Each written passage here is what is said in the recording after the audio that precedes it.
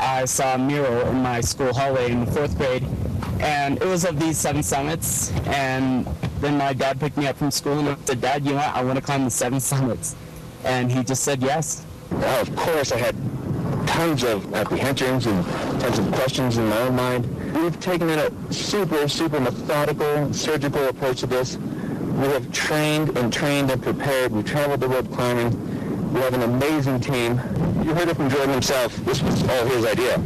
I understand he has a lot of homework. Might be the first kid who actually had to take homework to Mount Everest with him, the first climber to do that. I mean, a bunch of math homework, but hey, I've just been told to read some books. And when you make it to the top, is there anything you want to do when you reach that point? Sometimes climbers, they'll plant their country's flag there, or they'll fly a kite. That's been done.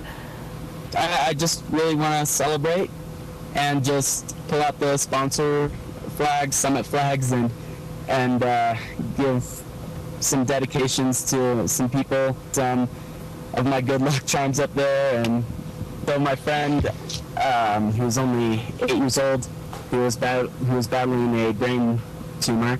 He gave me a good luck charm of his own, and those were kangaroo testicles. From Australia? From Australia. And we take all the precautions, we're going as safe as we can, and we're climbing this mountain for the right reason. We feel really good about it. Come along to Everest with us. We're taking him there live. He's about to become the youngest person ever to summit Everest. More than 200 climbers, for some perspective here, have died trying to scale Everest. For most 13-year-olds, a huge accomplishment is something like acing a math test or making the football team. But Jordan Romero aimed higher, way higher, and yesterday he became the youngest climber ever to reach the summit of Mount Everest. Did he make any plans in advance for what he would do when he reached the top?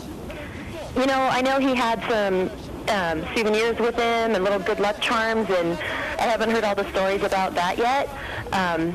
Planted some seeds, and he's safe and sound, and I know you can't wait to put your arms around him and give him a really hearty hug. I can't wait. Thank you so much for having me, Lester. All right. Was it harder or easier than you thought it would be? Man, it was definitely harder than I thought it would be. Well, a California 8th grader is hoping his incredible accomplishment inspires young people around the world, and he spoke with us this morning from base camp in Nepal. It was a feeling like no other, being on the top of the world, and it was just so amazing. You just couldn't believe it. You'll be a veteran of the 7 summits. What are you going to do with your life after that? We still haven't thought about that. You know, 2011 is kind of left on a blank right now, but we have tons of plans for 2010. We still have some plans, you know, between Mount Vinson Massif and Mount Everest right now. We have the 50 states tour, high pointing all of the 50 states, climbing all of them. And then Mount Choyu, the 6th highest mountain in the world, I want to. So during that trip, we'll be going. Making you the first family to ever climb to the top? First family. Little family trip. Summit. A little family trip. Family trip. Mom, it's your son calling from the top of the world. And I'm the king of the world for right now. Now, I understand you guys are in meetings with different sponsors and stuff like that. You might actually be able to cash in on this jaunt up to the top of the hill. Things are going well. We've got some extremely good people looking out for us. Jordan's got a long career of climbing adventures ahead of him. There's all kinds of exciting things on that effect. And guess what? One of the first things he did after summiting, he called his mom. we have, you know, lots of other plans coming up. You know, we have the 50 states tour, climbing highest on every state. Go to Kansas. It's not Sunflower. It's still flat. It's on the list. We'll be there. Yeah. How are you feeling? Tired. Had a big lunch right before this. Probably that's what's weighing us down, but doing great. Still getting closer. There were tough moments, you know, we're all battling, I don't know, just the cold, the wind, headaches, all kinds of stuff. We're a very polished, well-prepared team. And as we're here with all fingers and toes to show for it, we did quite well with it. Jordan's developing into a strong, smart, traveled young man. Pretty fit family, may I say. I want to show the book, which is called The Boy Who Conquered Everest. One of several I understand you're working on. And before we go, I just have to ask you, what went through your mind when you finally hit the top? It was just full of mixed emotions, and just couldn't believe it that we were staying on top of the world. We had a very successful trip, so I was very happy for that. And we just went up there, took some pictures, and enjoyed the view that you can't get anywhere else in the world. Push to the top.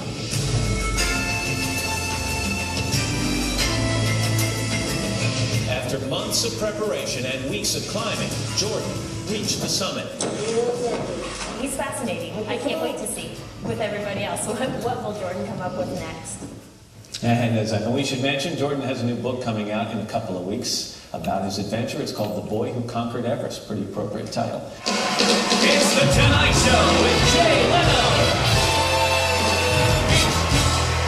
Tonight, Jay welcomes the youngest person to climb Mount Everest, 13-year-old Jordan Romero. Okay, now, do girls notice you more that you have?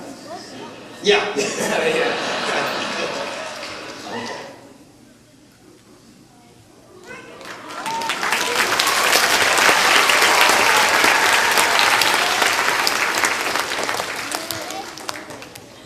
So there you have it.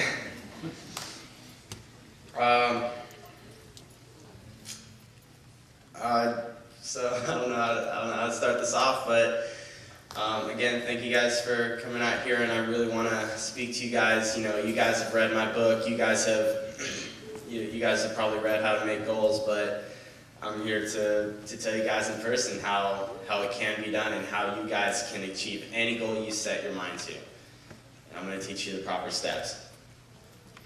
And this is what I'm teaching you to do right here. What I'm going to be teaching you guys to do is to find your own Everest. And it's not necessarily to climb Mount Everest, but it's to find something big of a goal, something that's always been a passion of yours, something you've always wanted to do, and it's all about and reaching the goal is summiting your own Everest. Goals don't necessarily have to have age limits. Don't be afraid and take the chance to go big and aim high at this goal you're setting. Not just something little, you know, something you've always wanted to do, something big that will take a while to achieve. And you don't have to do it alone. I'm doing this climb with my parents. So this is how it's able to happen. So if you guys have, if you as an individual could have friends do it with you or your parents do it with you, that's cool. But it's a goal of your own, and you still don't have to do it alone. And here's how I found my goal.